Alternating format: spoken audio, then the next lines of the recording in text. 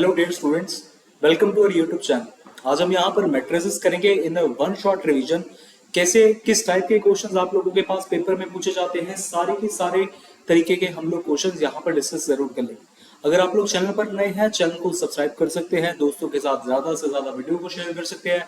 बाकी अगर आप लोग इंजीनियरिंग मैथमेटिक्स बैकग्राउंड से हैं, इंजीनियरिंग स्टूडेंट्स हैं या फिर बीएससी स्टूडेंट्स हैं या फिर कहीं भी किसी टाइप का आप लोगों को मैथ्स रिलेटेड कंटेंट चाहिए, तो आप लोग मेरे चैनल पर बहुत ज्यादा मैथ्स कंटेंट जो पड़ा हुआ है देख सकते हैं।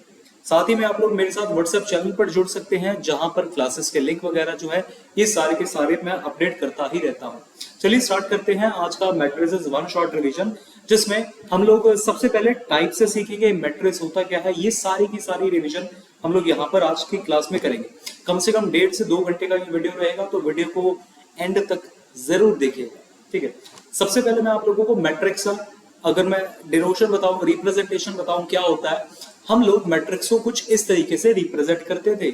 यहाँ पर हम लोग मैट्रिक्स को कुछ भी नाम देते थे, A इज इक्वल टू, और अंदर जो भी जैसे 1 3 5 6 7 8 कुछ भी ये ऐसे रेंडमली नंबर्स जो लिखे गए हैं, इन नंबर्स को हम लोग बोलते थे एलिमेंट्स।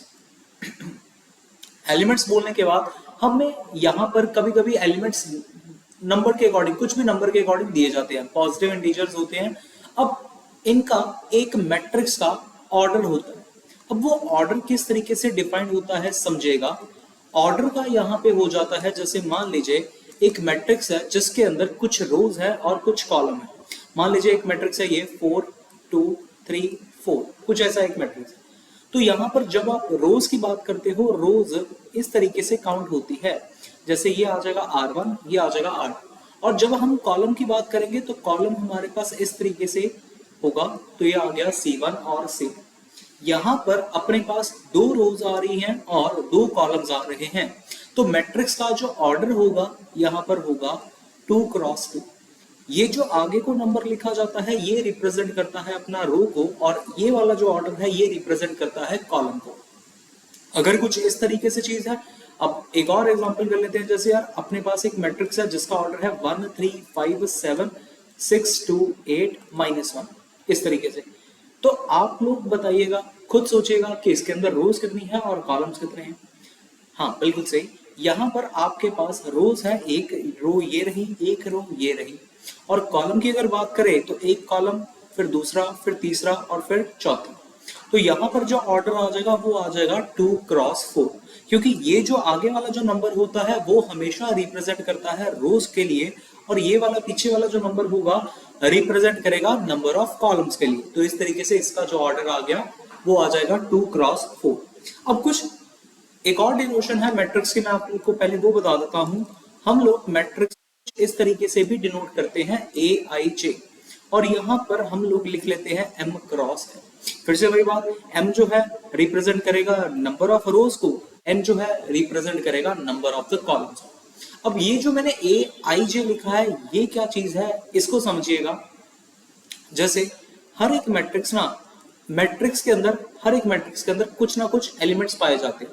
वो एलिमेंट्स कुछ ना यूं करके लिखे जाते हैं, A11 A12 A13 A21 A22 A23। अब ये मैट्रिक्स के जो मैंने एलिमेंट्स लिखे हैं ये किस तरीके से लिखे हैं इसको समझिएगा। मैंने अभी आपको बताया कि पहला वाला जो नंबर होगा हमेशा यहाँ पर रिप्रेजेंट करेगा रो को, और दूसरा वाला रिप्रेजेंट करेगा कॉलम को। अब अगर आप इसको देखते हैं A11 को, ये A11 क्या है हमारे पास, यहाँ पर पहला ही तो रो है, पहली रो है, पहला कॉलम है, इसीलिए यहाँ पर आ गया A1। नेक्स्ट देखिएगा, ये देखिएगा ये वाला 1 रिप्रेजेंट करेगा रो को, ये वाला सेकंड जो है रिप्रेजेंट कर रहा है कॉलम को। तो इसीलिए यहाँ पर ये जो लिखा गया है ये लिखा गया है A12। ऐसे ही A13 तो पहली रो और ये आ गया कॉलम, फिर ऐसे ही ये आ जाएगा रो और ये आ जाएगा कॉलम। समझ में आया? सेकंड रो है ये वाली ना, ये सेकंड रो है और ये अपने पास फर्स्ट रो है, समझ गए? तो इस तरीके से मैट्रिक्स की हम लोग पूरा डिनोशन ऐसे बनाते हैं। अब करते हैं अपना सारा का सारा काम स्टार्ट। ये तो मैंने बिल्कुल बेसिक सा बताया है, यहाँ से अपना मेन टॉपिक स्टार्ट होता है जो कि है अपने पास डेफिनेशंस का। डेफिनेशंस थोड़ा सा बस उसके बारे में मैं एग्जांपल लिखूंगा कि ये एग्जांपल इस मैट्रिक्स की है, ये एग्जांपल इस मैट्रिक्स की है, बस। डेफिनेशन को आप लोग अपनी लैंग्वेज में भी लिख सकते हैं, वो आप लोगों की मर्जी रहती है। सबसे पहले बात करते हैं रो मैट्रिक्स। हम लोग रो मैट्रिक्स किसको बोलते हैं? रो मैट्रिक्स एक ऐसा मैट्रिक्स है जिसके अंदर सिर्फ और सिर्फ एक ही रो हो, जैसे 1 2 3, जिसके अंदर एक ही रो हो, लेकिन जो कॉलम्स आए वो कुछ भी आ सकते हैं, एन नंबर ऑफ कॉलम्स आ सकते हैं। तो तो अगर मुझे रो मैट्रिक्स को लिखना हो तो इसका जो ऑर्डर आएगा हमेशा it is of the order 1 cross n, क्योंकि रोज तो फिक्स रह रही है ना, एक ही रो आएगी, इसलिए एक के लिए ये लिखा। n का मतलब हो गया नंबर ऑफ कॉलम्स। तो रो मैट्रिक्स ऐसा है जिसमें एक ही रो होती है और n number of the column होते हैं। अगला सेम हो जाएगा कॉलम मैट्रिक्स। उसमें क्या होगा, अपने पास सिर्फ और सिर्फ एक ही कॉलम आएगा, एक ही कॉलम, जैसे 1 2 3 4 5 इस तरीके से, लेकिन जो नंबर ऑफ रोज होंगे वो कुछ भी हो सकते हैं। तो यहां पर आ गया, इसका जो ऑर्डर रहता है वो रहेगा m क्रॉस 1। देखिए ये क्विक रिवीजन है, इसलिए मैं थोड़ा इसको जल्दी जल्दी में कर रहा हूं ताकि आप लोग बाकी के जो क्वेश्चंस हैं वो समझ पाए। ये डेफिनेशन है, डेफिनेशन पेपर में नहीं पूछी जाती, बट फिर भी अपने पास ये नॉलेज होनी चाहिए डेफिनेशंस की। उसके बाद आता है square matrix. Square matrix, square matrix वो वाला मैट्रिक्स होता है जिसके अंदर नंबर ऑफ रोज बराबर हो नंबर ऑफ कॉलम्स जैसे, ठीक है, उसको हम लोग बोलते हैं स्क्वायर मैट्रिक्स। जैसे एग्जांपल है अपने पास 3 क्रॉस 3, या फिर 2 क्रॉस 2, या फिर 1 क्रॉस 1। अब 1 क्रॉस 1 का मतलब क्या होगा, एक रो एक ही कॉलम, तो ये इसका एग्जांपल रहेगा 1 क्रॉस 1 का। 2 क्रॉस 2 का 1 -1 0 1 कुछ भी लिख सकते हो, 1 0 2 3 0 1 4 5 6, ये सारे के सारे अपने पास स्क्वायर मैट्रिक्स आ जाएंगे। इसके बाद नेक्स्ट पढ़ते हैं rectangular matrix. Rectangular matrix, rectangular matrix जिसके अंदर number of rows is not equal to number of columns, जिसके अंदर नंबर ऑफ रोज और नंबर ऑफ कॉलम बराबर नहीं है, वो अपना रेक्टेंगुलर मैट्रिक्स हो जाएगा। एग्जांपल जैसे 2 3 4 5 6 7, और जैसे 2 1 4 6 8 0, ये सारे के सारे, जैसे ये हो गया, और 1 2 ये हो गया, और कुछ ऐसा 2 1 ये सारे के सारे अपने पास रेक्टेंगुलर मैट्रिक्स हैं, क्योंकि इसके अंदर जो, जैसे ऑर्डर की बात कर रहे हैं, नंबर ऑफ रोज और नंबर ऑफ कॉलम। पहले की बात करें, यहाँ पर है 1 क्रॉस 2, यहाँ पर ऑर्डर है 2 क्रॉस 1, यहाँ पर ऑर्डर है 3 क्रॉस 2, यहाँ पर ऑर्डर है 2 क्रॉस 3। तो ये सारे के सारे जो होंगे ये अपने पास रेक्टेंगुलर मैट्रिक्स का पार्ट होते हैं। इसके बाद हम लोग नेक्स्ट डेफिनेशन की तरफ बढ़ते हैं, जो कि डेफिनेशन अपने पास है जीरो मैट्रिक्स का। जीरो मैट्रिक्स भी कहते हैं इसको, नल मैट्रिक्स भी कहते हैं, ये सब चीजें। जीरो मैट्रिक्स, नल मैट्रिक्स का मतलब हो गया है जिस मैट्रिक्स में आप लोगों के पास सिर्फ और सिर्फ 0 0 0 ही प्रेजेंट हो, चाहे ये रेक्टेंगुलर हो चाहे ये स्क्वायर हो, कोई मैटर नहीं करता। जीरो मैट्रिक्स मतलब जिसके अंदर सारे के सारे एलिमेंट्स जीरो आ जाए। इसके बाद अगला मैट्रिक्स होता है अपने पास डायगोनल मैट्रिक्स। डायगोनल मैट्रिक्स का मतलब है जिसके एलिमेंट्स आप लोगों के पास सिर्फ और सिर्फ डायगोनल पोजीशन पर हो, जैसे 1 5 7 डायगोनल पोजीशन है, और ये जो डायगोनल पोजीशन होती है ना, हमेशा इस तरीके से ही होनी चाहिए, हमेशा इस तरीके से, ऐसा वाला नहीं माना जाएगा डायगोनल। समझ में आई बात? यहाँ पर कुछ भी हो सकते हैं एलिमेंट, 1 5 7 भी हो सकता है, कुछ भी नंबर। एक और आता है, एक और आएगा, वो होता है अपने पास आइडेंटिटी मैट्रिक्स। आइडेंटिटी मैट्रिक्स की रिप्रेजेंटेशन हमेशा हम लोग आई के साथ करते हैं, और यहाँ पर हमेशा डायगोनल में 1 ही प्रेजेंट होगा और बाकी के सारे एलिमेंट्स यहाँ पर 0 होते हैं। ये बहुत जरूरी बात है आइडेंटिटी मैट्रिक्स के लिए। आइडेंटिटी मैट्रिक्स होता डायगोनल जैसा ही है, लेकिन डायगोनल वाले जो एलिमेंट्स होते हैं वो अपने पास 1 1 1 ही होगा और कुछ नहीं होगा। और ये हमेशा डायगोनल हो चाहे आइडेंटिटी हो, ये हमेशा स्क्वायर फॉर्म में ही एग्जिस्ट करते हैं। इसका भी ऑर्डर जब भी होगा वो स्क्वायर होगा, इसका भी ऑर्डर हमेशा स्क्वायर होगा। ठीक है, ये तो थे अपने पास बेसिक सी कुछ डेफिनेशन। अब हम लोग कुछ सम्स करते हैं। जैसे मान लीजिए एक सम है अपने पास, मैं सारे तरीके के सारे सारे सम करवा देने आप लोगों को, देखिएगा। टाइप 1 का सम करते हैं। टाइप 1 का सम यहां पर आता है कि मान लीजिए एक मैट्रिक्स है, if a matrix has 8 elements, मतलब एक मैट्रिक्स के अंदर अगर 8 एलिमेंट्स हो गए, then what will be the possible order of matrix? What will be the possible order of the matrix? मतलब अब यहाँ पर आपने 8 एलिमेंट्स मैंने आप लोगों को मैट्रिक्स के अंदर दे दिए, बोल रहा हूँ ऑर्डर बताइए।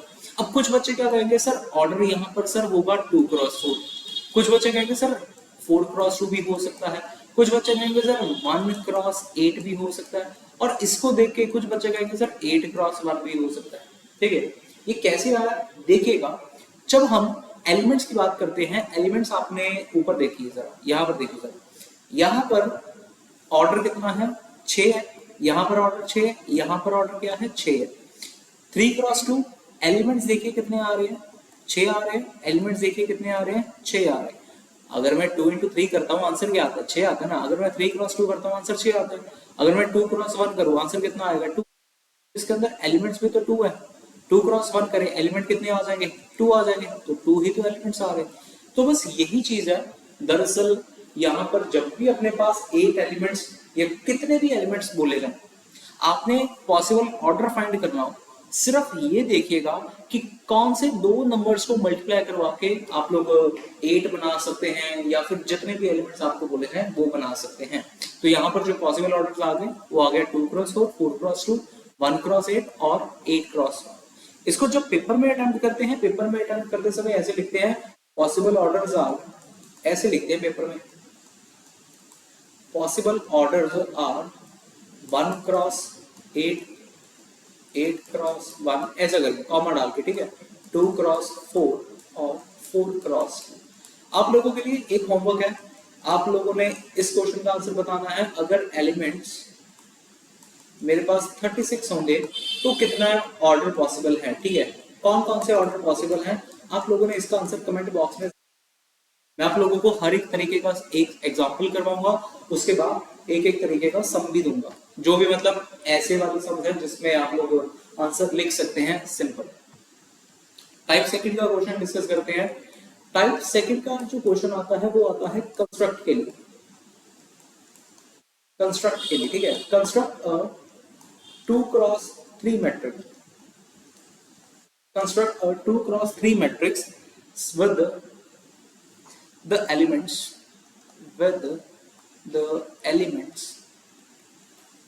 A is equal to Aij, मतलब ऐसा कुछ है, is equal to 2i plus j by 3, मान लीजिए ऐसा कुछ नंबर है, ठीक। आपने एक 2x3 का मैट्रिक्स बनाना है जिसके एलिमेंट्स कुछ इस तरीके के दिखते होंगे।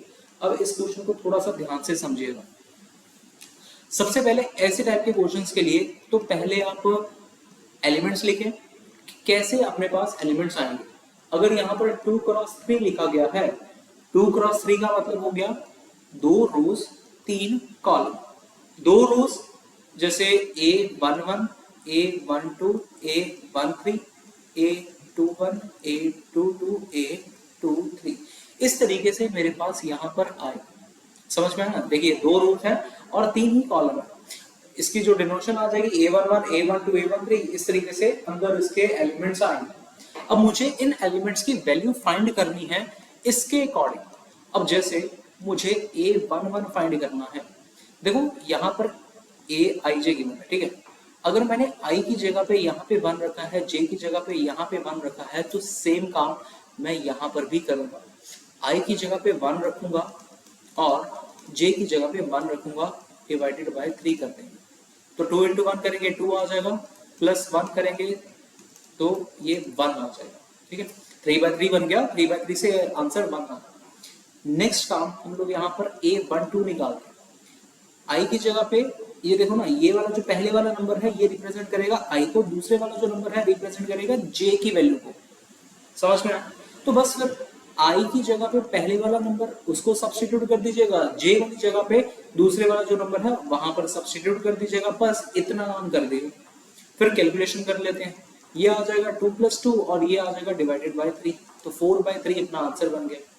ऐसे ही सेम a 1 3 निकालते हैं, आई की जगह पे 1 यहाँ पर लिख लिया करें, आई ये है, जे मेरा ये है, ऐसा करके लिख लिया करें हमेशा, प्लस 3 डिवाइडेड बाय 3, हाँ 3 आएगा यहाँ पे, तो ये बन जाएगा 2+3 divided by 3 which is equal to 5/3।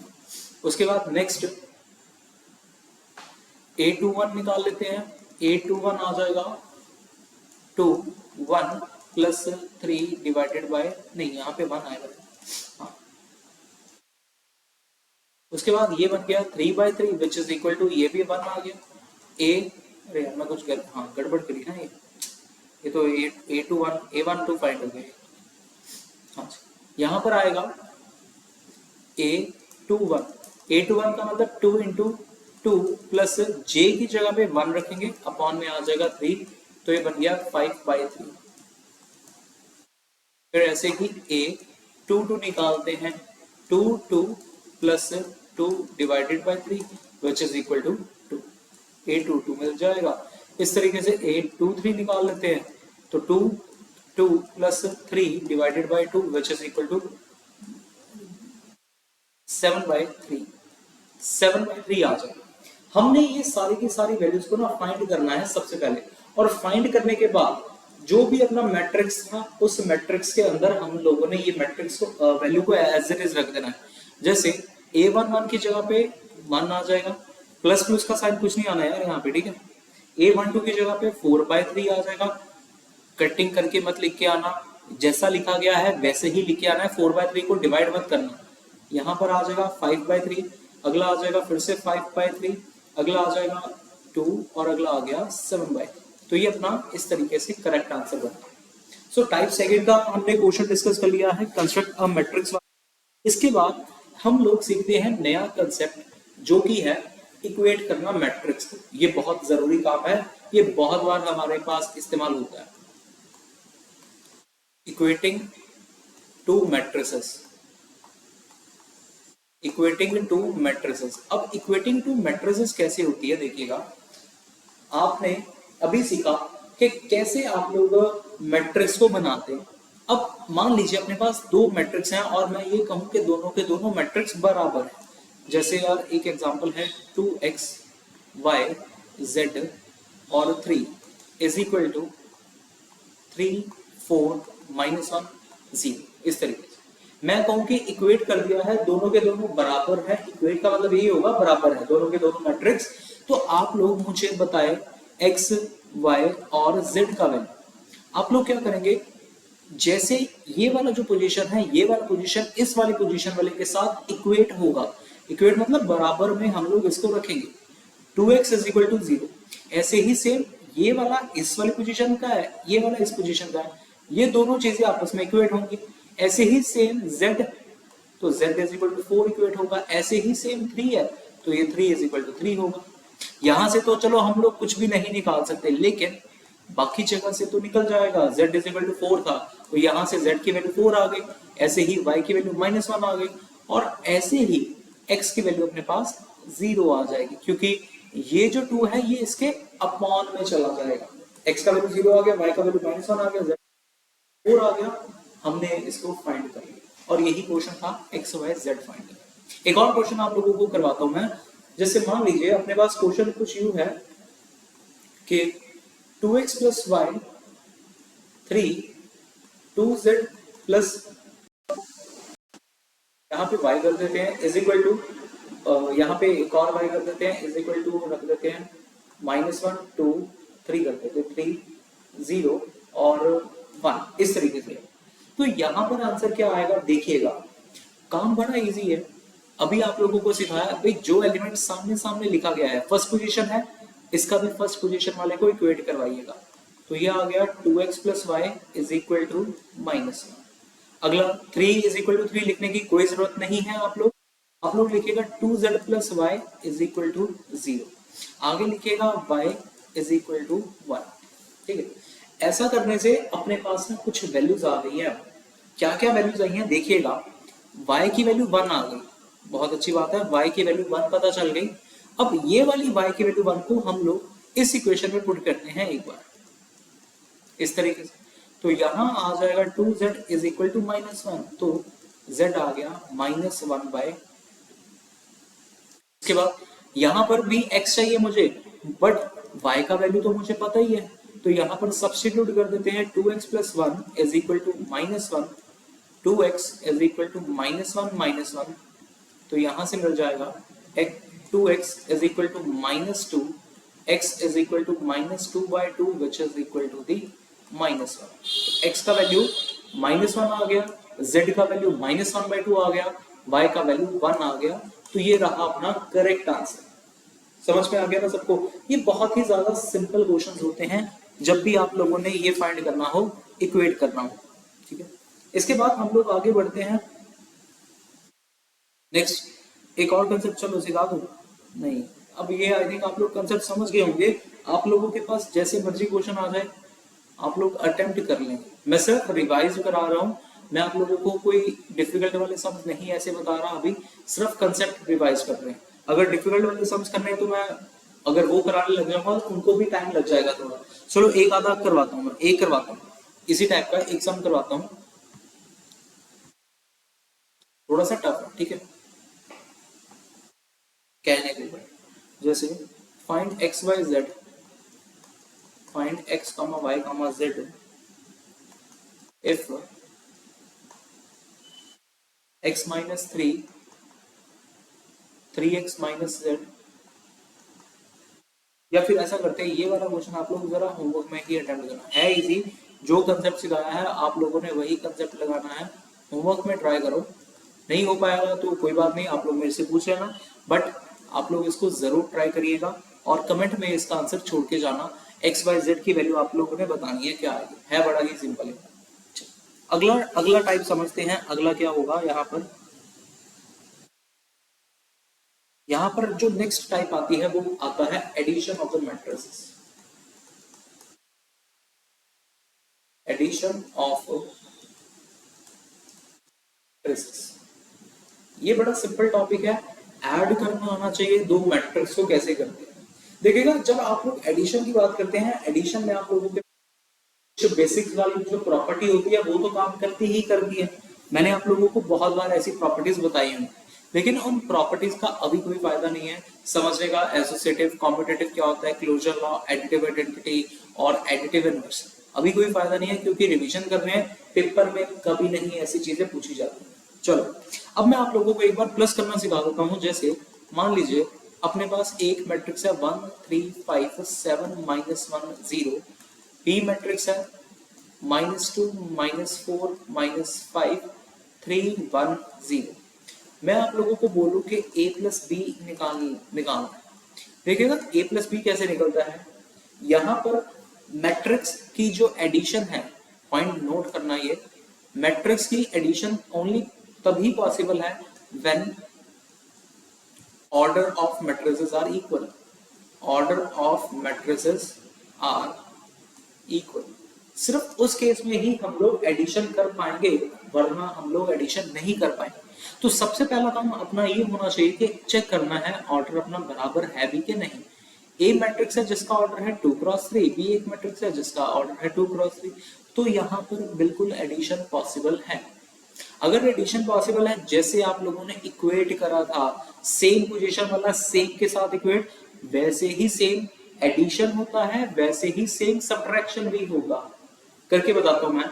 जैसे यहां पर लिखा गया है 1 को आप लोग ऐड करेंगे -2 में, 1 को आप लोग ऐड करना है -2 में, तो वो 1 -2 लिखा जाएगा।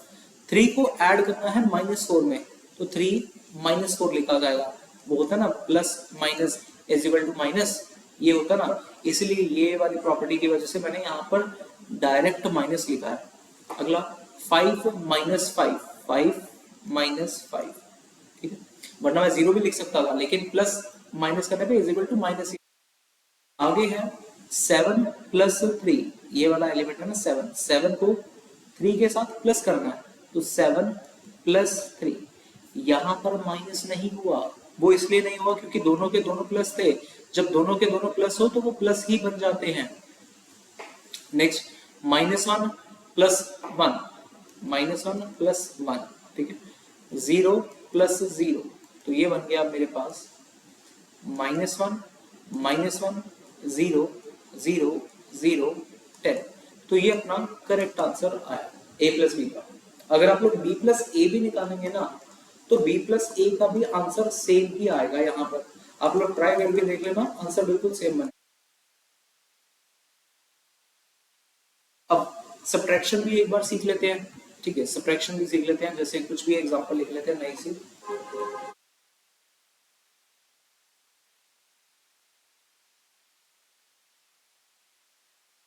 सब्ट्रैक्शन भी सिर्फ तभी पॉसिबल है जब आप लोगों के पास ऑर्डर सेम सेम हो। जैसे यहाँ पर 2 3 -1 0, बी मैट्रिक्स है मेरे पास 1 4 0 6 1 4 0 6। मुझे फाइंड करना हो अगर a - b तो कैसे लिखेंगे? सबसे पहले तो यार आप लोग ना मैट्रिक्स लिखा करें 2 3 -1 0, बीच में वो वाला साइन डाल दे जो भी आप लोग ऑपरेट करना चाहते हैं, चाहे प्लस हो चाहे माइनस हो। 1 4 0 6। अब बस आप लोगों का काम ये है कि आप लोगों ने सब्ट्रैक्ट करना है। तो 2 - 1 यहाँ पर आ जाएगा 2 - 1, अगले में आ जाएगा 3 - 4, अगले पे आ जाएगा -1 - 0, अगले पे आ जाएगा 0 - 6। तो ये मुझे दे गया 1 -1 -1 -6। ये आंसर मेरा आ जाएगा करेक्ट, ठीक है। तो ये तो बिल्कुल बेसिक सा था। अब मैं आप लोगों को इसके थोड़े अच्छे से क्वेश्चन सिखाता हूँ। अच्छा एक और चीज, एक और प्रॉपर्टी डिस्कस कर लेते हैं, उसके बाद मैं आप लोगों को अच्छे से क्वेश्चन इसके सिखाता हूँ। अगला है स्केलर मल्टीप्लीकेशन। स्केलर मल्टीप्लिकेशन में हम लोग दरअसल एक कांस्टेंट को, कोई भी कांस्टेंट को ए मैट्रिक्स के साथ हम लोग मल्टीप्लाई करवाते हैं। और जब हम ऐसा काम करते हैं इससे आंसर क्या आता है देखिएगा। मान लीजिए एक मैट्रिक्स है, मुझे ये फाइंड करना है, ठीक है। 1 2 -1 0 एक मैट्रिक्स है, मुझे ये फाइंड करना है, ठीक है। ये जो यहाँ पर k लिखा 3 लिखा गया ना, 3 एक कांस्टेंट का काम करेगा। और ये कांस्टेंट कह लीजिए या फिर स्केलर कह लीजिए, एक ही बात है। हम लोग जब भी स्केलर मल्टीप्लिकेशन करते हैं, मतलब जब भी हम एक कांस्टेंट को मैट्रिक्स के साथ मल्टीप्लाई करवाते हैं, उस केस में सारे के सारा जो मतलब मैट्रिक्स है वो सारा का सारा उसके साथ मल्टीप्लाई हो जाएगा। या फिर उल्टा कह दिया, सारा का सारा जो कांस्टेंट है वो पूरे पूरे मैट्रिक्स के साथ मल्टीप्लाई। यहाँ आ जाएगा 3, यहाँ आ जाएगा 6, यहाँ आ जाएगा -3, यहाँ आ जाएगा 0। तो बात आप लोगों को समझ में आई होगी। मैंने इस 3 को अंदर वाले जितने भी एलिमेंट्स थे सबके साथ सिर्फ मल्टीप्लाई करवाया है। 3 × 1 3 × 2 3 × -1 3 × 0 और फिर आंसर अपना लिख दिया, ठीक है। तो ये 3 बेसिक प्रॉपर्टीज आप लोगों को पता होनी चाहिए। अब हम लोग करते हैं यहाँ के अच्छे वाले सम जो हैं ऐसे पेपर में पूछे जाते हैं कभी कभी। देखिएगा, अगर एक सिंपल एग्जांपल करते हैं। फर्स्ट क्वेश्चन, ठीक है, इसका first question, a is equal to 2513 2513, b is equal to -2 -1 0 3, find 2a - 5b। मान लीजिए हमें कुछ ऐसी चीज निकालनी है। अगर अपने को ऐसी चीज निकालनी हो कभी, सबसे पहले काम होना चाहिए आप लोगों का 2a फाइंड करना। तो जब आप 2a फाइंड करेंगे, 2a आप लोगों का क्या आ जाएगा, पूरा का पूरा 2 जो है मैट्रिक्स के साथ मल्टीप्लाई हो जाएगा। 2 × 2 बन जाएगा 4, 2 × 5 फाइंड करेंगे 10, 2 × 1 फाइंड करेंगे 2, 2 × 3 फाइंड करेंगे 6। सेम चीज 5b के लिए। 5b कह रहा, -5b नहीं कह रहा मैं, 5b पॉजिटिव का। तो 5 को जब आप -2 के साथ मल्टीप्लाई करवाएंगे, -10 -5 0 15, ये चीज बन गई। और जब आपके पास ये चीज बन जाती है, अब देखो ऑपरेटर कौन सा है बीच में, 2a -5b सब्ट्रैक्शन का ऑपरेटर है। तो अब आप लोग इनको करेंगे सब्ट्रैक्ट, और सब्ट्रैक्शन पॉसिबल है। 2 5 1 3 माइनस, मैं ये तो गलत हो गया, यहाँ पर पूरा पूरा पहले 2a वाला मैट्रिक्स लिखते हैं ना, 2a 4 10 2 6, और यहाँ पर 5b वाला मैट्रिक्स लिखेगा -10 -5 0 15। करने पर आ जाएगा अपने पास 4, अच्छा ये समझ लेना 4 -10 ऐसा करके। तो जब अपने पास यहाँ पर ये दो माइनस जो दिखते हैं ना, ये दो माइनस ये काम करते हैं प्लस का, प्लस होंगे ये नंबर्स, तो 4 + 10 तो ये आ गया 40। आगे है 10 माइनस, फिर से वही 10 -5, तो ये दोनों नंबर आ गए, ऐसा देखो स्माइल बन रहा है ऐसा करके। तो ये क्या बन जाएगा, ये भी प्लस बन जाएगा, तो यहाँ मिल जाएगा 15। आगे है 2 - 0, 2 - 0 2 आ जाएगा। 6 - 15, 6 - 15, यहाँ पर होगा सब्ट्रैक्ट, ठीक है, जैसे मैंने नॉर्मल सब्ट्रैक्ट करते हैं, 15 में से 6 कब कर दिया 9 आ गया। मैं यहाँ पे कर देता हूँ, 15 में से 6 कम कर दिया 9 आ गया। अब हम यहाँ पर साइन भी ध्यान से रखेंगे, क्योंकि साइन जो आएगा वो माइनस का आएगा।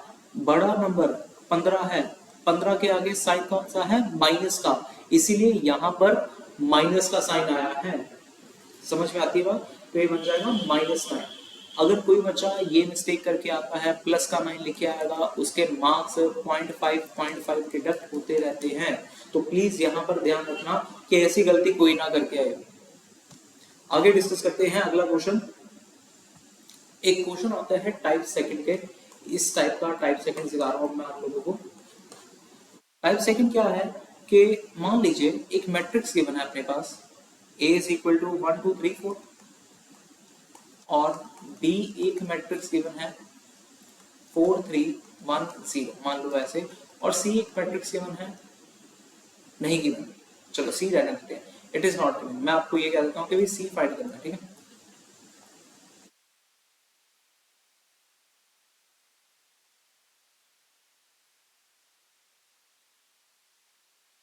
फाइंड हम लोग करेंगे C, find C if this is satisfies the equation, this is satisfies the equation 2a plus 3b plus c is equal to 0।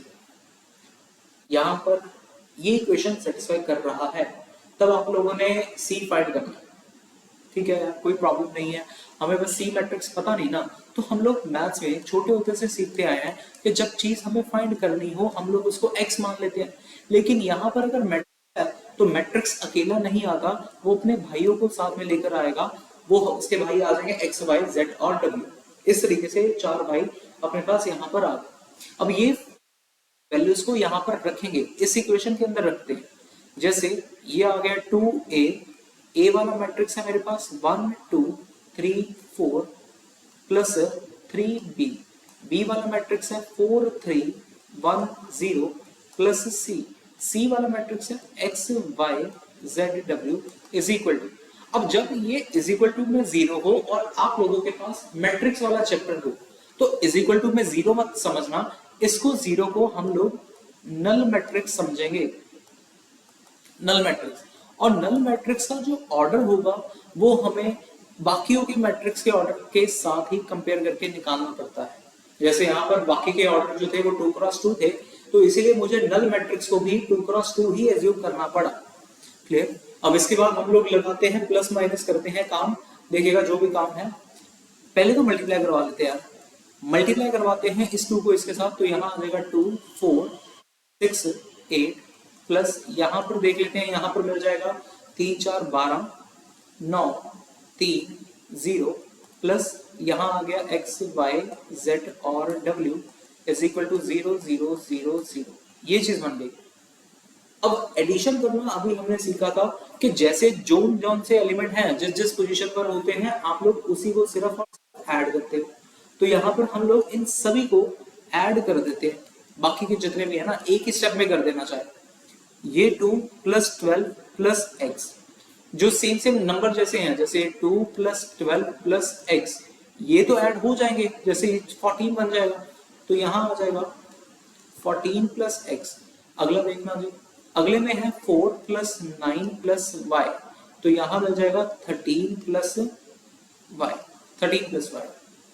अगले वाला 6 प्लस 3 9, 9 प्लस z आ जाएगा। अगले वाला है 8 प्लस 0 8 प्लस w आ जाएगा। इस तरीके से ये हो जाएगा। अब ये दोनों मैट्रिक्स क्या हो गए, ये जो साइन था ये साइन रिप्रेजेंट करता था इक्वल को।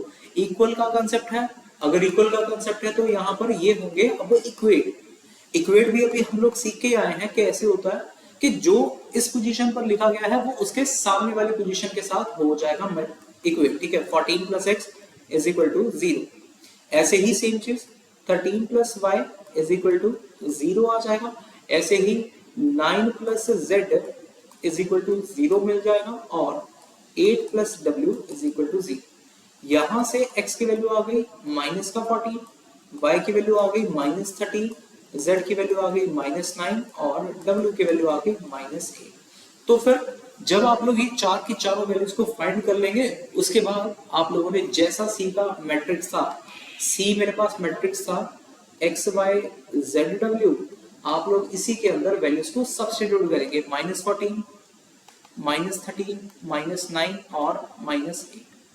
इस तरीके से ये मेरे पास वैल्यू जो है वो सब्स्टिट्यूट हो जाएंगे। समझ में आ गया जी?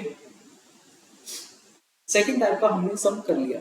अब थर्ड टाइप का सम एक और करवा देता हूं आप लोगों को इसी टाइप में। वो आता है इक्वेशन वाला। हम बहुत बार पेपर में ऐसा क्वेश्चन आया है, इक्वेशन वाला कैसे होता है। थर्ड टाइप,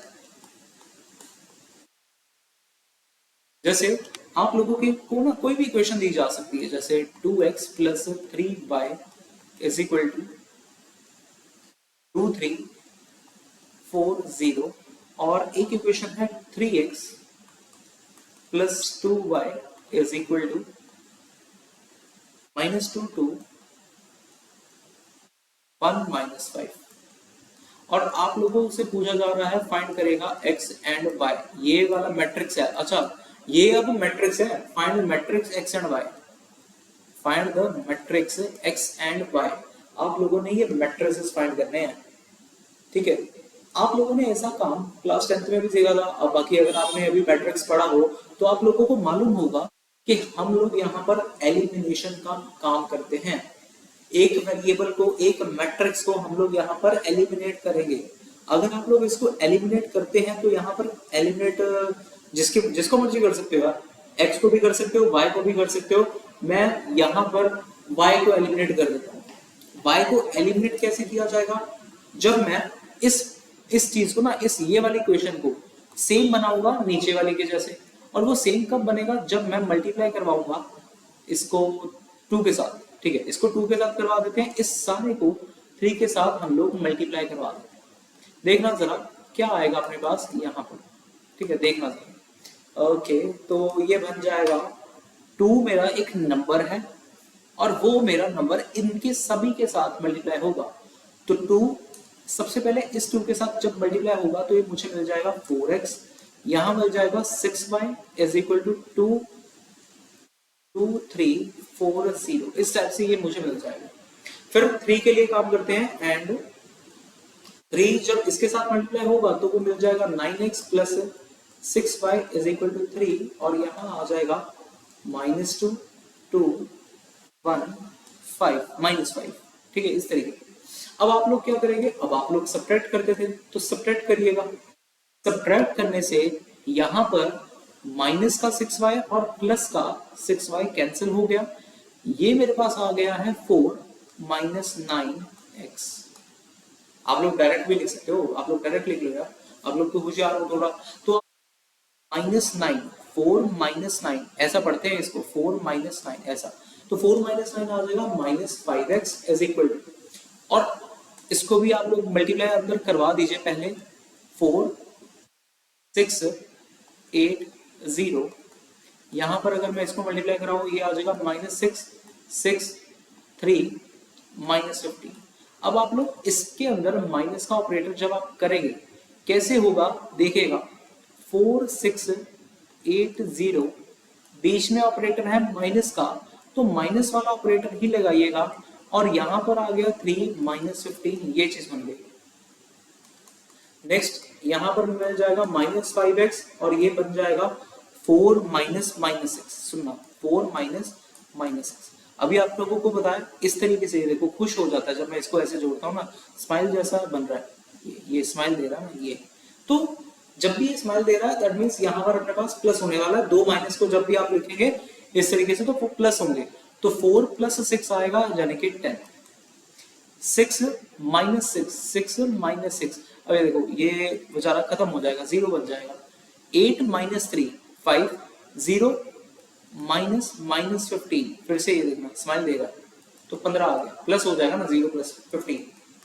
और फिर लास्ट में आप लोग एक काम करेंगे, यहाँ पर काम कुछ यूं है कि ये जो -5 था, ये -5 यहाँ पर चला जाएगा अपॉन में 10 0 5 15। जैसे यार कोई भी मल्टीप्लायर इधर लिखा होता है वो उसके इक्वल टू में जाने पे अपॉन में ही तो आता है, इस तरीके से ये हो जाएगा। अब एक काम ध्यान रखना है, यहाँ पर बहुत सारे बच्चों का यहाँ पर गलती होता है कि वो -1/5 × 10 तो करेंगे लेकिन नीचे वाले के साथ हम लोग करवाते नहीं है। यहाँ पर इसको -1/5 कंसीडर करना है और -1/5 को अलग से इस तरीके से चाहे रफ में शो करके देख लेना। -1/5 × 10 ये आ जाएगा 2, फिर -1/5 × 0 ये आ जाएगा 0, फिर -1/5 × 5 ये अपने पास आ गया -1, और फिर -1/5 इंटू करेंगे 15 तो ये आ जाएगा -3, तो यहाँ मिल गया -3। तो ये आया है अपने पास x का वैल्यू। समझ में आ गया जी? ये जब अपने पास x का वैल्यू यहाँ से मिल जाए, अब आप लोग इस x का वैल्यू जो था, ये वाला x का वैल्यू किसी भी इक्वेशन में सब्स्टिट्यूट कर देना। मैं करके भी बताता हूँ आप लोगों को। अपने पास इक्वेशन थी, अपने पास में इक्वेशन थी यहाँ पर जैसे 2x + 3y = 2 3 4 0, ये इक्वेशन थी 2 3 4 0। हम लोग x का वैल्यू यहाँ पर सब्स्टिट्यूट करते हैं, 2 0 -1 -3 + 3y, y है इसको y को y ही रहने देता, इसको y को एज इट इज रहने देते हैं, = 2 3 4 0। इस तरीके से आ गया। सबसे पहले यहाँ पे ये मल्टीप्लाई करवा ले, ये मल्टीप्लाई करवाने पे आ जाएगा 4 -2 -6 + 3y = 2 3 4 0। इस तरीके से जब ये बन जाएगा, आप लोग अब इसके बाद क्या कर सकते हैं देखिएगा। ये जो पूरा पूरा मैट्रिक्स है ना, ये इस सारे के सारे मैट्रिक्स को इधर भेजिए, इधर इक्वल टू के इस तरफ जा रहा है, तो ये क्या हो जाएगा, सारा का सारा मैट्रिक्स के आगे माइनस का साइन आ जाएगा। 2 3 4 0 ये जैसे लिखा गया है यहाँ पर माइनस का साइन आ जाएगा, तो ये बन जाएगा 4 0 -2 -6। इस बार मैंने y को कुछ ना लेट नहीं करा, x y z, वरना हम लेट कर सकते थे, लेकिन यहाँ पर मैंने नहीं लिखा। उसके बाद नेक्स्ट करते हैं, यहाँ से ये मेरे पास मिल गया 3y = अब माइनस करना तो आता ही है, 2 - 4 -2 3 -0 3 4 -2 6, और यहाँ आ जाएगा 0 -6, ये आ गया प्लस का 6, 0 -6 स्माइल कर गया ना, ठीक है। तो यहाँ से ये मिल गया है, यहाँ पे गड़बड़ तो नहीं हुई कुछ, बाकी मुझे लगता नहीं गड़बड़ हुई हो। अगर आप लोग देख लेना एक बार, आप लोग भी अगर इसमें कहीं पर भी आप लोगों को गड़बड़ मिले, मुझे लगता है हुई होगी वैसे तो। अच्छा, यहाँ पे एक साइन मैंने लगता है कुछ गलत किया गया। हाँ, यहाँ पर एक चीज गड़बड़ हुई है मेरे से। ये देखिएगा, जो x का वैल्यू था यहाँ पर मैंने लिखा गलत है। यहाँ पर मैं आप लोगों को समझा रहा था, यहाँ पे -2 आएगा यार, -2। बाकी सारे तो हाँ, बाकी सारे ठीक है, यहाँ पर -2 आना था, -2 कर देते हैं। ये आया -2, यहाँ मिला माइनस, और फिर मिल जाएगा ये 6 आ जाएगा यार, ये तो 6 आ जाएगा ना, 2 -4 प्लस हो गया ना। उसके बाद आप लोगों के पास ये बन चुका है, इतना तो बन गया है। अब इसके बाद आप लोग काम कर देना, यहाँ पे बस y का जो वैल्यू है हमें वही चाहिए, तो 1/3 को अपॉन में भेज देंगे, यहाँ आ जाएगा 6 3 6 6। उसके बाद 1/3 अपना सारे के सारे एलिमेंट के साथ मल्टीप्लाई होगा, तो जब 1/3 को आप 6 के साथ मल्टीप्लाई कराएंगे 2 आ जाएगा, 1/3 को जब 3 के साथ करवाएंगे तो 1 आ जाएगा, ऐसे ही सेम 2 और यहाँ पर सेम 2। तो ये था आज का अपना थर्ड टाइप का क्वेश्चन जो मैंने आप लोगों को अभी यहाँ पर सिखाया।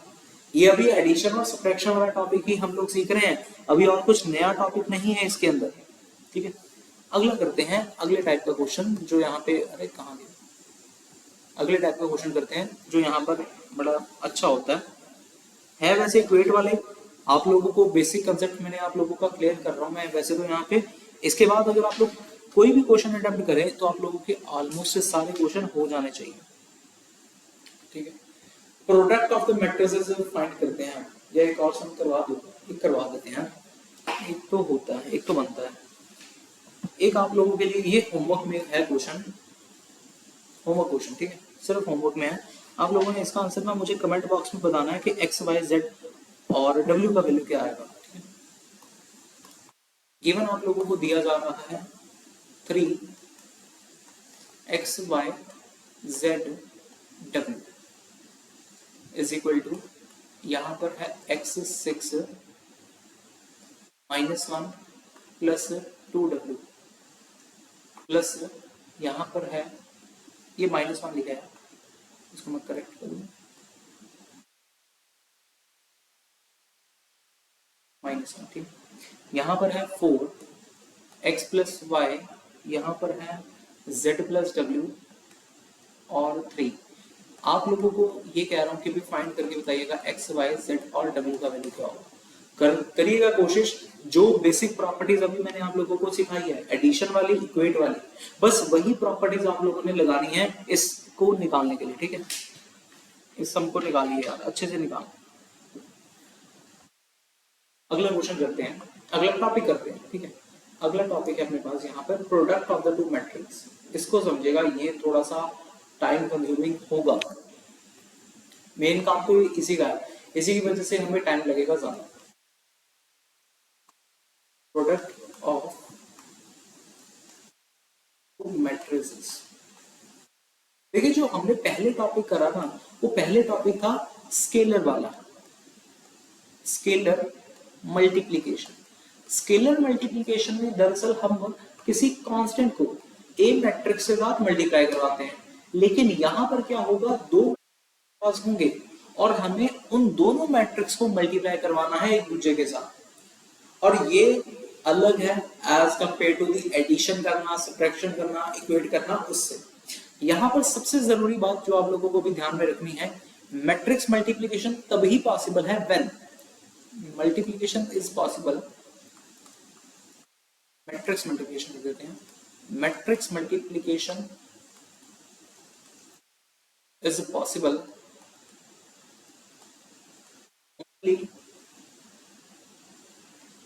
only when, जब देखिएगा कंडीशन क्या रहती है मैट्रिक्स मल्टीप्लिकेशन के लिए, जब भी अपने पास मान लीजिए एक ऑर्डर है यहाँ पे m क्रॉस n का, b एक मैट्रिक्स है जिसका ऑर्डर है n क्रॉस p का, यहाँ पर मुझे फाइंड करने को अगर बोला जाए ए बी, क्या मैट्रिक्स मल्टीप्लाई हो सकता है या नहीं हो पाएगा। क्यों हो पाएगा, देखिएगा यहाँ पर इसकी जो नंबर ऑफ कॉलम्स है, ये कॉलम है ना पहले वाले मैट्रिक्स का कॉलम और दूसरे वाले मैट्रिक्स का रो, ये दोनों चीजें मैच करनी चाहिए। सी आर, ऐसे याद रख लीजिएगा, सी आर मैच करना हो तभी आप लोग मैट्रिक्स को मल्टीप्लाई करवा सकते हैं। जैसे यार मान लीजिए आपके पास एक क्लास है, अब क्लास के अंदर सी आर है तभी वो थोड़ा बहुत कंट्रोल कर पाएगा, कुछ आप लोगों को चीजें बता पाएगा, तो वैसा ही सी आर, ये सी आर जरूर होना चाहिए, सेम होना चाहिए। सी ये वाला नंबर सेम होगा तभी हम लोग मैट्रिक्स को मल्टीप्लाई करवा पाएंगे। और जो नया मैट्रिक्स बनकर आएगा अब वो इस ऑर्डर का नहीं होगा, ये सिर्फ हमें बताता है कि मैट्रिक्स मल्टीप्लाई हो सकता है या नहीं। ये हमारे पास होता है इस ऑर्डर का m और ये वाला mp, यानी कि m क्रॉस p। ये वाली जो चीज है ये रिप्रेजेंट करेगी रो को, ये वाली चीज रिप्रेजेंट करेगी नए मैट्रिक्स के कॉलम, नए मैट्रिक्स है, ठीक है, नए मैट्रिक्स के रो को रिप्रेजेंट करेगी ये चीज, कॉलम को रिप्रेजेंट करेगी ये वाली चीज। एग्जांपल के तौर पे जैसे यार मैंने आपको बोला A एक मैट्रिक्स है जिसका ऑर्डर है 3 क्रॉस 1, B एक मैट्रिक्स है जिसका ऑर्डर है 3 क्रॉस 1। आप लोग कहेंगे सर मैट्रिक्स मल्टीप्लिकेशन पॉसिबल है, नहीं भाई साहब, मैट्रिक्स मल्टीप्लिकेशन यहाँ पर पॉसिबल ही नहीं है, लेकिन एडिशन करना होता, सब्ट्रैक्शन करना होता, वो पॉसिबल हो जाता, क्योंकि वो पॉसिबल ही सिर्फ तब होता है जब आपके पास मैट्रिक्स के ऑर्डर सेम सेम हो। लेकिन यहाँ पर देखा जाए ये वाला जो सी है और ये वाला जो आर है ये मैच नहीं कर रहा है यार, और अगर ये चीज मैच नहीं करेगी तो हम लोग नहीं कह सकते कि ये अपना मैट्रिक्स मल्टीप्लाई करके कुछ ना कुछ आंसर आए। ठीक है, तो ये पहली पहचान है मैट्रिक्स को मल्टीप्लाई करने के लिए। और एग्जांपल जैसे मान लीजिए अब मैंने आपको ये कहा एक मैट्रिक्स है 3x2 का और बी एक मैट्रिक्स है 2x3 का। अब ये फाइंड हो सकता है क्या? बिल्कुल, यहाँ पर ए बी फाइंड हो सकता है। और क्यों? ये सी ये आर, सी आर बराबर बराबर है। जो नया वाला मैट्रिक्स आएगा उसका ऑर्डर आएगा 3, नया कॉलम की बात करें कॉलम आ जाएगा, समझ में आ गई बात? ये पीछे वाला जो नंबर है वो बिल्कुल पीछे आता है, जो सबसे आगे नंबर था वो सबसे आगे आता है यहाँ पे। क्लियर? चलिए बस इसके बाद मुझे लगता है हमें ये मैट्रिक्स वाला जो टॉपिक है आगे बढ़ा लेना चाहिए। अब मैट्रिक्स मल्टीप्लाई करना सीखना चाहिए। देखिएगा मैट्रिक्स को हम लोग मल्टीप्लाई कैसे करते हैं एग्जांपल के साथ। ये बिल्कुल यूनिक सा वे है थोड़ा सा, ठीक है, ध्यान से करना इसमें। एक मैट्रिक्स है A 1 2 4 -1, B एक मैट्रिक्स है जिसका ऑर्डर है 1 3 -1 0, इस तरीके से। तो क्या मैट्रिक्स मल्टीप्लिकेशन पॉसिबल है? क्या मैं ए बी इवेल्युएट कर सकता हूँ? इसके बाद मैं आप लोगों को बी ए भी इवेल्युएट करके बताऊंगा कि बी ए भी हो सकता है क्या। इसका ऑर्डर है 2x2, इसका ऑर्डर है 2x2। अगर इनका ऑर्डर 2x2 है, मैं निकालना चाहता हूं अपना ए बी, तो हाँ यार ये सी ये आर, ये सी ये आर मैच कर रहा है, मैं बिल्कुल फाइंड कर सकता हूं। ठीक है, जो आंसर आएगा वो क्या आएगा? 2x2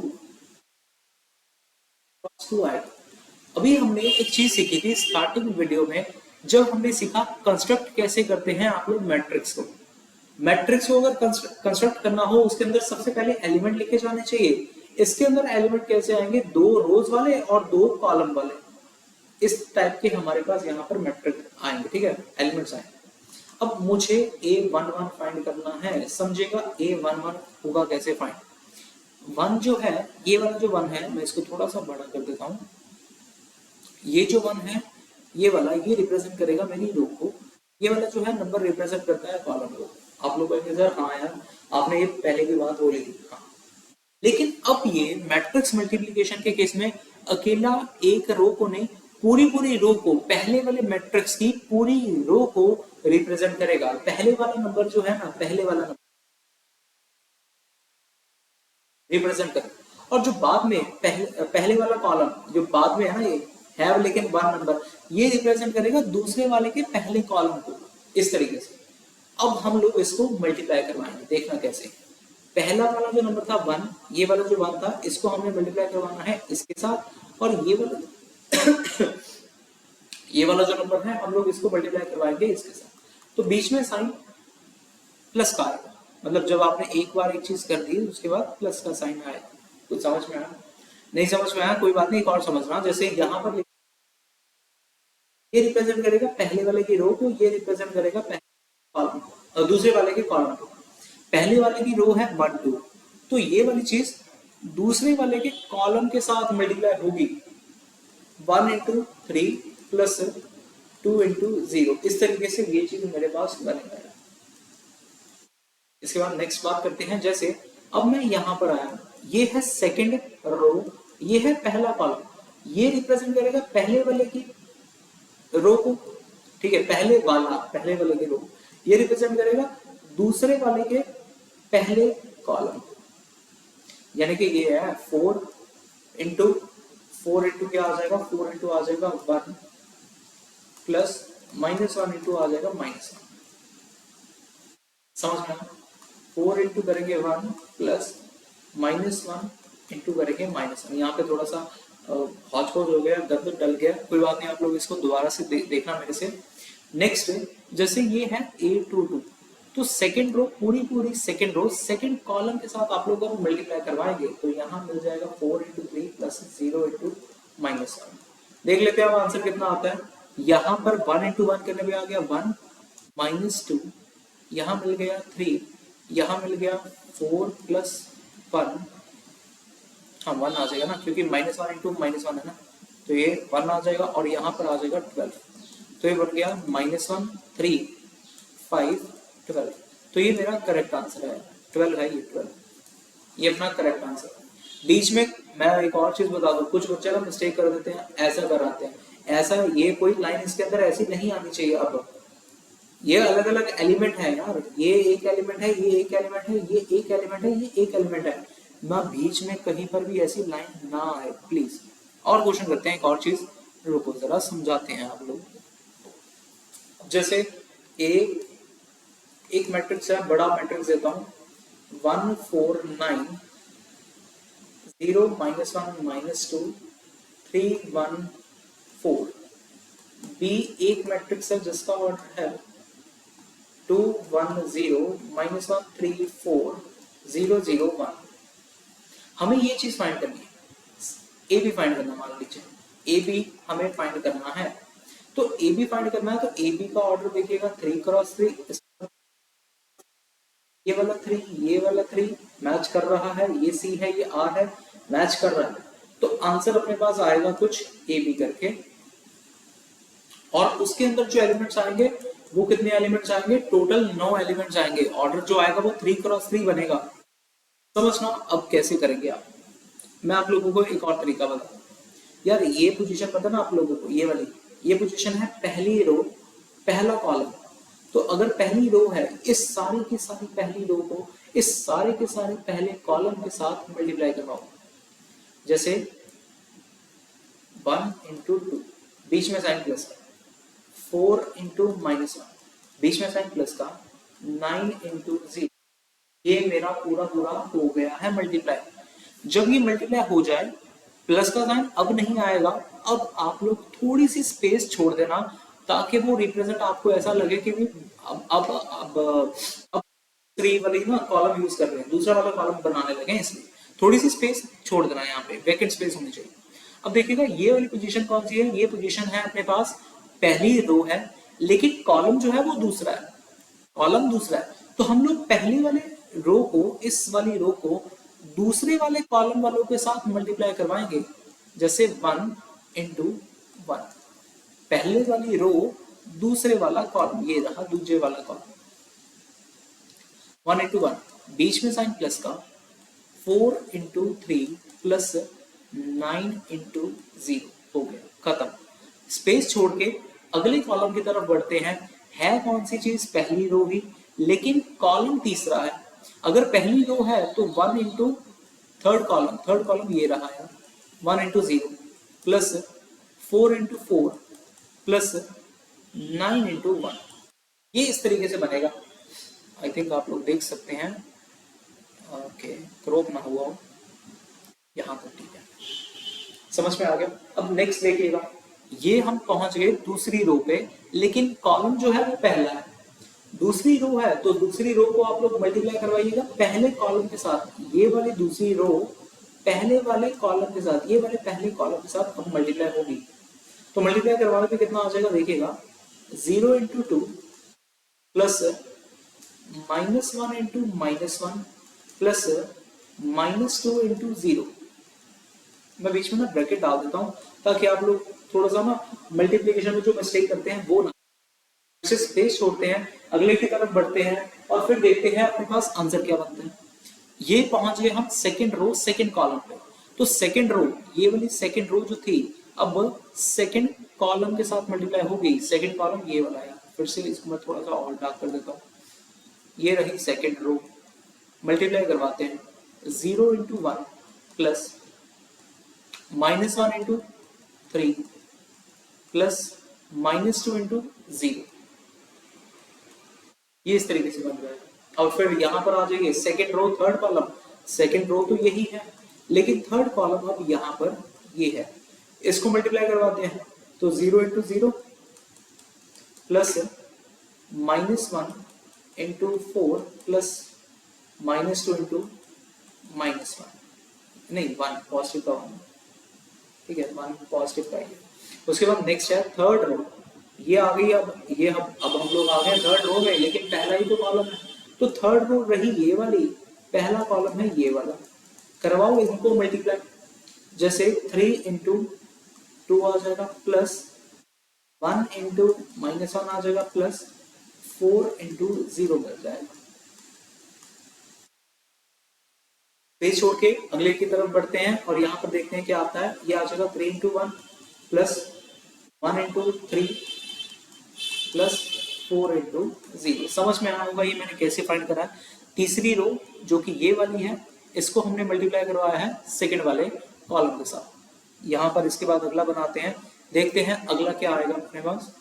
3 into 0 plus 1 into 4 plus 4 into 1, इस तरीके से। अब जिसको तो मैट्रिक्स मल्टीप्लिकेशन अभी टफ लग रहा है, उसको तो बहुत सारी प्रैक्टिस करनी पड़ेगी। देखिएगा ये क्या बन गया, ये -4 प्लस 0, यहाँ आ गया 1 प्लस 12 प्लस 0, आगे आ जाएगा 0 प्लस 16 9, ठीक है। उसके बाद आगे आ जाएगा 0 प्लस 1 प्लस 0, नेक्स्ट आ जाएगा 0 -3 प्लस 0, आगे आ गया 0 -4 -2, ये -2 था, ठीक है। इसके बाद हम लोग और लास्ट वाला लिख लेते हैं। अब ये था 6 प्लस -1, यहाँ आया है 0, उसके बाद आ जाएगा 3 प्लस 3 प्लस 0, नेक्स्ट आ जाएगा 0 प्लस 4 प्लस 4। तो इस तरीके से ये बन गया मेरे पास -2, यहाँ आ जाएगा 13, यहाँ आ जाएगा 25, 1 -3 -6 नहीं प्लस का 5 आएगा ये, और फिर 6 और फिर 8। तो इस तरीके से आपके पास ये आंसर बनेगा। समझ में आ गया क्या? बस यही था मैट्रिक्स मल्टीप्लाई कराना। मैं सिर्फ और सिर्फ आज के इस वीडियो में सिर्फ एक ही सम मैट्रिक्स मल्टीप्लाई वाला करा रहा हूँ। नेक्स्ट टाइप का सम अब हम लोग करते हैं, एक लास्ट कैटेगरी का सम होगा यहाँ पर मैट्रिक्स मल्टीप्लिकेशन का, ठीक है। फिर इसके बाद हम लोग एक दूसरा टॉपिक डिस्कस करेंगे, तब तक आप लोग इसको देखिएगा।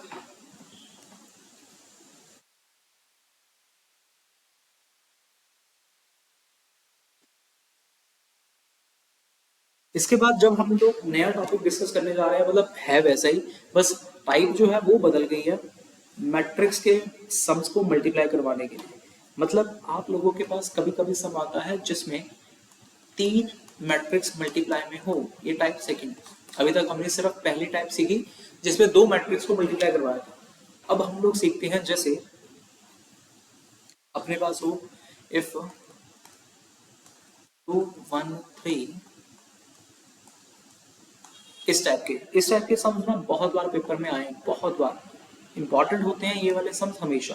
मतलब जब जिसमें 3 मैट्रिक्स आते हैं ना, वो वाले क्या 1 0 0 1 1, और फिर है 1 0 -1।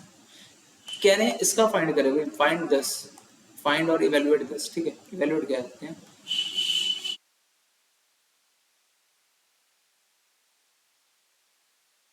इवेल्युएट हमें इसे करना है। देखिएगा ये कहाँ से होते हैं शुरू, ये मेरी पर्सनल अप्रोच है कि आप लोग जब भी इनको सॉल्व करें पीछे से स्टार्ट किया करें सॉल्व करना। पीछे से कैसे, सबसे पहले तो ऑर्डर देखें कि इनका ऑर्डर क्या आ रहा है। यहाँ पर ऑर्डर है 3 क्रॉस 1, यहाँ पर ऑर्डर है 3 क्रॉस 3, यहाँ पर ऑर्डर है 1 क्रॉस 3। मैट्रिक्स मल्टीप्लिकेशन पॉसिबल है, जैसे मर्जी करें हो जाएगा, चाहे पहले 2 को ले ले, चाहे अकेले 2 को ले ले, लेकिन ऐसा ना हो कि भी पहले और तीसरे को लें आप लोग। ऐसा नहीं है, पहले 2 चल सकते हैं या फिर दूसरा तीसरा चल सकता है। मैं पीछे से स्टार्ट करता हूँ। अगर मैं पीछे से स्टार्ट करूंगा तो पहले वाला जो आगे वाला जो मैट्रिक्स है उसको हम लोग एज इट इज रखेंगे।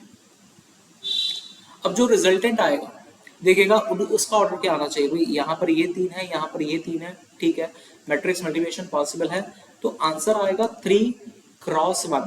3 क्रॉस 1 का मतलब होगा 3 उसमें रोज होंगी, एक ही कॉलम होगा, एक कॉलम। अगर 3 रोज हैं, एक कॉलम है, देखिएगा इसको उठाइएगा, ये पूरा पहली जो रो है, ये पहली रो पूरे पहले कॉलम के साथ मल्टीप्लाई होगी, क्योंकि यहाँ पर एक ही कॉलम है। अगर एक ही कॉलम है तो पूरा पूरा देखना मल्टीप्लाई करवा के, -1 × 1 प्लस 0 × 0 प्लस -1 × -1, इस तरीके से ये बनेगा। नेक्स्ट उसके बाद हम लोग देखते हैं सेकेंड रो की तरफ, क्योंकि अब हमने पूरी पूरी ये कॉलम फाइंड कर लिया है, पूरी पूरी रो भी इवैल्यूएट हो गई है, इसीलिए नेक्स्ट की तरफ बढ़ते हैं। अब हम लोग सेकेंड रो है, लेकिन यार कॉलम तो एक ही है, तो सेकेंड रो हमारी ये वाली जो सेकेंड रो है ये सारे के सारे इस कॉलम के साथ मल्टीप्लाई होगी, -1 × 1 प्लस 1 × 0 प्लस 0 × -1। फिर थर्ड रो, ये वाली जो थर्ड रो है इसके साथ मल्टीप्लाई होगी, तो ये आ जाएगा 0 × 1 प्लस 1 × 0 प्लस 1 × -1, इस तरीके से करते हैं, देखते हैं क्या आता है भाई।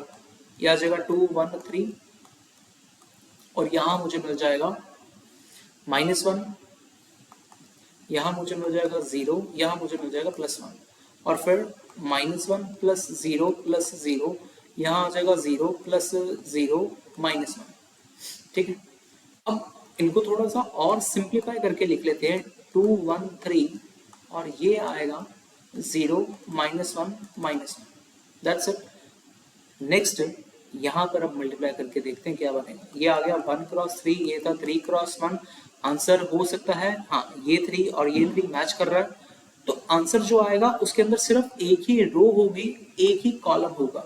तो अब आप लोगों ने एक ही रो चाहिए, एक ही कॉलम चाहिए, इनको करवाना है मल्टीप्लाई, 2 × प्लस 1 × -1 प्लस 3 × -1। यहां से मुझे मिल गया 0 -1 और ये मैंने कोई स्पेस नहीं छोड़ी हुई बीच में, क्योंकि एक ही कॉलम चाहिए, स्पेस कोई नहीं छोड़ के आएगा, ठीक है। -3, तो ये मिल गया -4। मैट्रिक्स के अंदर लिख के आना है, मैट्रिक्स से बाहर नहीं लिख के आना, ठीक है जी। तो ये थे आज के सम, जिसमें हमने अभी तक का प्रोडक्ट ऑफ द मैट्रिक्स भी सीख लिया है। अब इसके बाद एक और टाइप का सम अब हम लोग करेंगे, जिसमें हम लोग इक्वेशन का यूज करेंगे।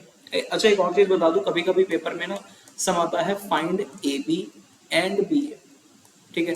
अब बी ए अगर मैं सॉल्व करूंगा तो बहुत टाइम लग जाएगा।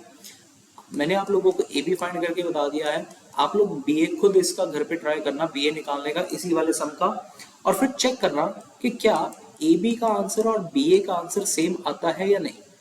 कुछ कुछ केसेस में ए बी और बी ए का आंसर सेम भी आता है, लेकिन बहुत सारे ऐसे टाइप हैं जिसमें ए बी और बी ए का आंसर बराबर नहीं होता, नॉट इक्वल।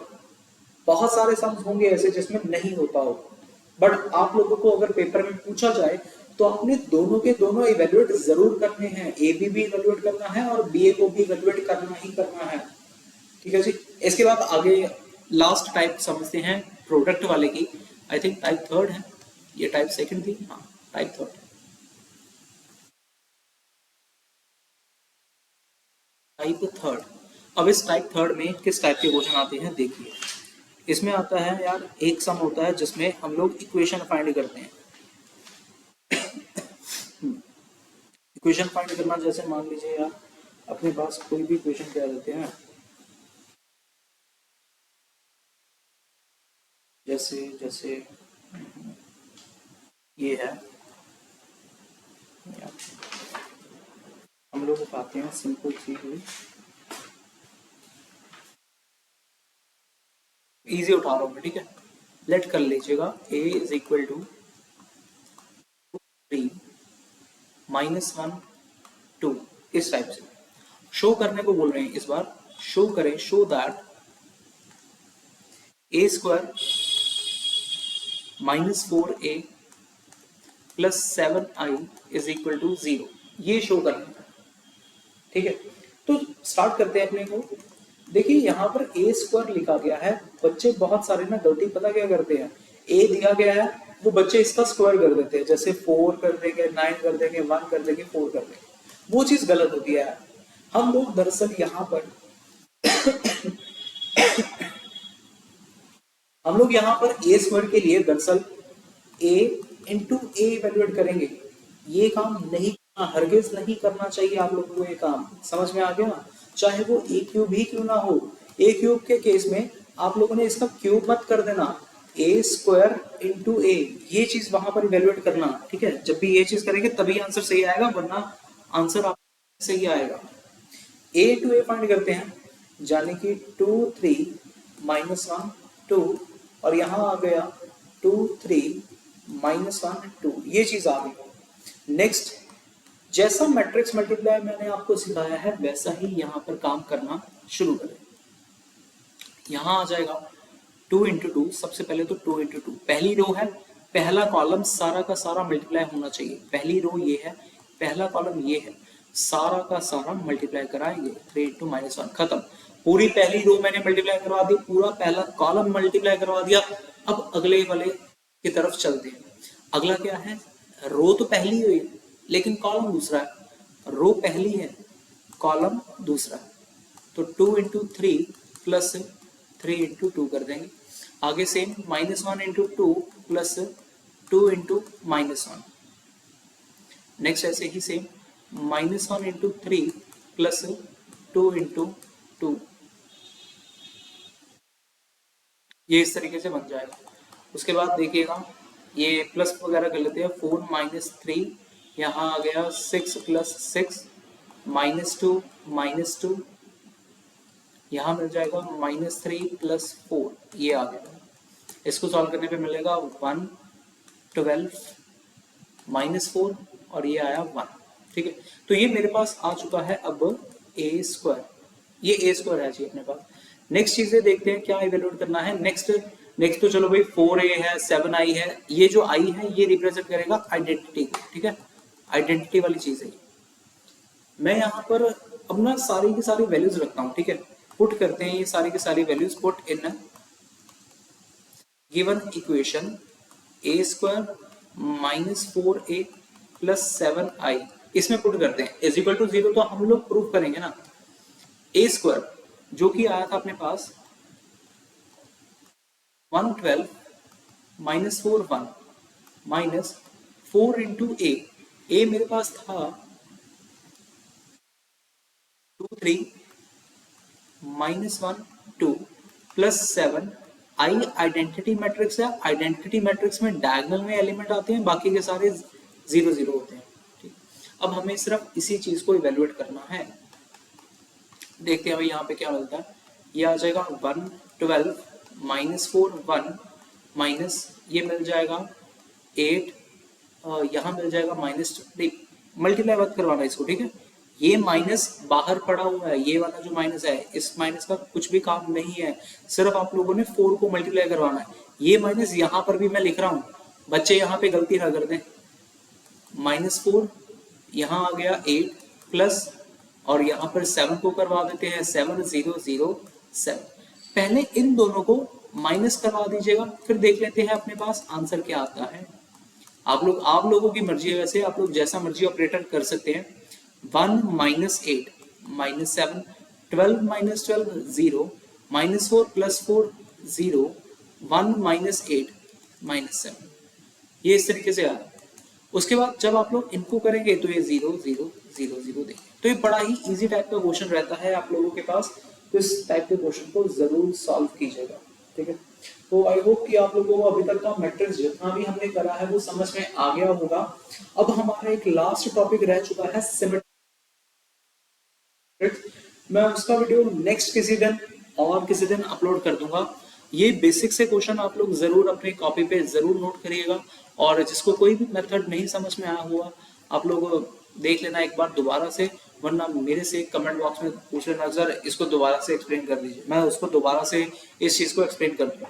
वीडियो ऐसे करके बहुत लंबा बन जाएगा, मेरे ख्याल से घंटे का वीडियो हो गया होगा ये, ठीक है जी। खत्म करते हैं आज के इस वीडियो को।